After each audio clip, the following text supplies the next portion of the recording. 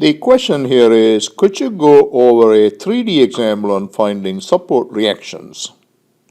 In this example, we'll use the scalar method. Now let's do this problem. We have a 90-degree rod supported at point A with a thrust bearing and at point B with a cable.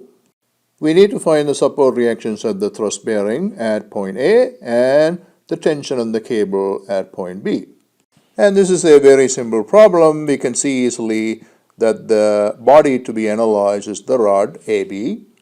Now here we go ahead and develop the free body diagram. At the thrust bearing, we have pretty much everything except the moment about the y-axis. In other words, there are 3 forces and 2 moments at this thrust bearing. So we go ahead and mark and label those. So I have taken the positive directions of the axes to be the positive directions of these unknown forces. When it comes to moment, I have chosen the counterclockwise directions as the positive directions. Again, remember these directions are completely our choice. If we are wrong in our initial guess, the signs in the final answers will tell us, right? Now there's a tension in the cable. Let's call that as FBC. The unknowns of the problems are the forces AX, AY, AZ, and FBC, and the moments MAX and MAZ. So there are 6 of them. We know we can write down 6 equations, and therefore this problem can be solved simply with the aid of the equilibrium equations. Now it's a matter of sequencing the equations so that the solution process will be the most efficient. My first equation is a moment equation about the y-axis. Now I'm going to use a scalar approach here. So this moment equation is a scalar moment equation about the y-axis. So let me go through this and you will see why I chose this as my first equation. Remember the fundamentals. You got to consider all of the forces and the moments acting on the body and include those that will make a contribution to the equation, right? This is the moment equation about the y-axis, right? Any force whose line of action passes through the axis will not make a contribution. And we see that AX, AY, AZ are all forces whose lines of action passes through that point right there, right? Point A, which happens to lie on the y-axis. And therefore they don't make any contribution to this equation. Next, I notice there are 2 moment unknowns here, but they are either about the x-axis or the z-axis, right? Not about the y-axis. So there is no moment about the y-axis. These moments, MAX and MAZ, will not come in the equation about the y-axis. So none of these 5 reactions will show up in this equation. That is why I have selected this as my first equation, because this equation will bring in only this force right there, the tension in the cable. Well, there are 2 forces left in here, so both of those will make a contribution to this equation. So let's take one at a time. The cable has this line of action, and the perpendicular distance to that line of action from this axis is 3 feet, right? So FBC multiplied by 3, and that's going to make a counterclockwise moment about the y-axis, which happens to coincide with the direction that I have chosen for this equation. Therefore, that moment goes in as a positive term in this equation. The direction of 80 pounds, a given force, is opposite to this, and therefore the direction of the moment corresponding to that is clockwise, and so I have a negative sign in front of that. The magnitude of the moment is magnitude of the force, which is 80 pounds, multiplied by the shortest distance, which is 1.5 feet, right? And that's it. So we set that to 0, we get a value of 40 pounds for FBC. My next equation is a force equation in the z direction.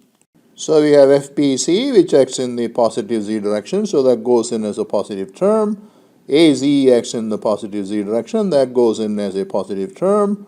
And 80 pounds acts in the negative z direction, so that goes in as a negative term. We have a value for FBC, which is 40 pounds, and you simplify that, and we get a value of 40 pounds for AZ. Now I write down a force equation in the x direction. Only force acting in the x direction is AX, and therefore AX must be equal to 0. and I write down an equation in the y direction, force equation in the y direction. Only force that acts in the y direction is Ay, so therefore Ay must be equal to 0.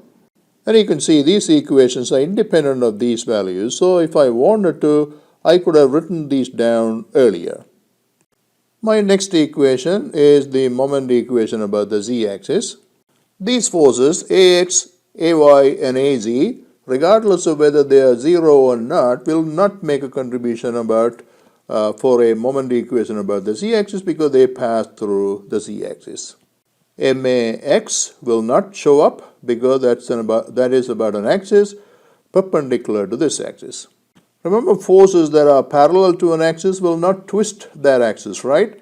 And therefore, these two forces will not make a contribution to the moment equation about the z-axis either.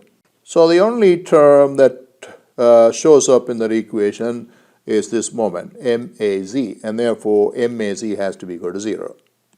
My final equation is a moment equation about the x-axis. By now you know these forces will not show up and this moment will not show up either, right? But these forces will make a contribution. So there are three terms in this equation. The first term is Max, which is already defined to be in the counterclockwise direction, so that goes in as a positive term. FBC multiplied by 6 feet. So 6 feet is the perpendicular distance to the line of action of that force, right? So this is the line of action. The perpendicular distance from the x-axis would be this, which is exactly equal to 6 feet. So FBC multiplied by 6 feet is giving us a counterclockwise moment. So that goes in as a positive term. 80 pounds has the same perpendicular distance, but it is in the direction opposite to FBC, so that goes in as a negative moment term. So 80 multiplied by 6. So those are the three terms, sum them up, set it to 0, and we already know the value of FBC. Bring that, substitute in here, and simplify for MAX. So MAX works out to be 240 pound-foot. So you can see this is a very simple three-dimensional problem. Most 3D problems are a lot more complicated than this.